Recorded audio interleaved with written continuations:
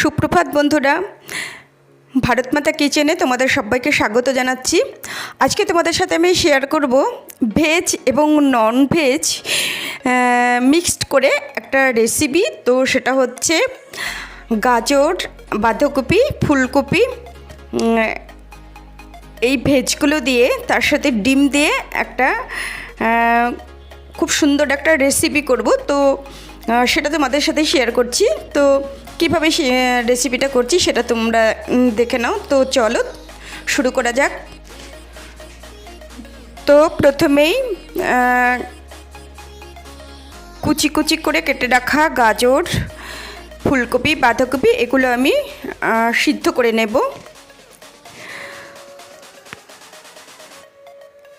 সিদ্ধ করে নিয়ে তারপরে জলটা ঝরিয়ে খানিকক্ষণ রেখে দেবো ঠান্ডা করার জন্য, না হলে ডিমের সাথে এটা মিক্সড করা যাবে না। তো আমি এখন সিদ্ধ বসিয়ে দিয়েছি। তো আমি ফুলকপি, বাঁধাকপি, গাজর একসঙ্গে সিদ্ধ করে নিয়ে জল ঝরিয়ে দিয়েছি। তো এখন এর সাথে আমি নিয়ে নিয়েছি 3টে ডিম, আর এর সাথে আমি নেব, এখন এর সাথে আমি মিশিয়ে দেব একটু একটু শুকনো লঙ্কা গুঁড়ো, একটু হলুদ আর পরিমাণ মতো লবণ। তারপরে এটার সাথে মিক্সড করে দেব। তো সঙ্গে থাকো, দেখতে থাকো কীভাবে আমি রেসিপিটা তৈরি করছি। মিক্সড করে নিয়েছি। এইবার দেখো এই মিক্সড করা ভেজ এবং নন ভেজ এটা আমি ইডলি স্ট্যান্ডে বসিয়ে দেব। তো প্রত্যেকটা বাটিতে বাটিতে আমি দিয়ে দিচ্ছি।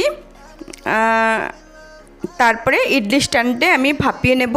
তো তোমরা সঙ্গে থাকো এবং দেখতে থাকো, পুরো ভিডিওটা স্কিপ না করে প্রথম থেকে শেষ পর্যন্ত দেখো।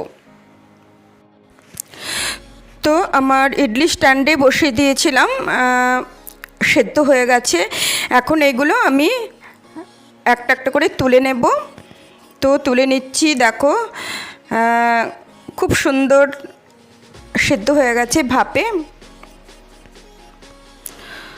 তো এখন প্রত্যেকটা বাটির থেকে এগুলো আমি তুলে নিয়েছি। আর দেখো এবার আলু, মটরশুঁটি, পেঁয়াজ, আদা এইগুলো দিয়ে আমি এটাকে রান্না করব। তার আগে আমি ওইগুলো ভেজে নেব। তো আমি পাকা লঙ্কা কিছু নিয়েছি আর কিছু আদা নিয়েছি, এটা তেলে ভেজে তারপরে মিক্সড করব। তো কড়াইতে তেল দিয়ে দিয়েছি। এখন আমি হচ্ছে আদাগুলো আর পেঁয়াজ আর পাকা লঙ্কা রেখে দিয়েছিলাম কিছু, সেটা ভালো করে ভেজে নেব। তারপরে আমি পেস্ট করে নেব, তাহলে কষানোর সময় আমার খুব একটা দেরি লাগবে না। আমি এইভাবেই সাধারণত রান্না করি। আদা, রসুন, পেঁয়াজ, লঙ্কা এগুলো আমি আগে ভেজে নিই, তারপরে পেস্ট করি। তো আমার ভাজা হয়ে গেল আর এগুলো তুলে নিয়েছি। তো এবার রান্নাটা কিভাবে করি সেটা দেখো। এখন এগুলো আমি ভেজে নেব। তো আমার অলরেডি ভাজা হয়ে গেছে। এইবার আমি কড়াইতে তেল দিয়ে দেব।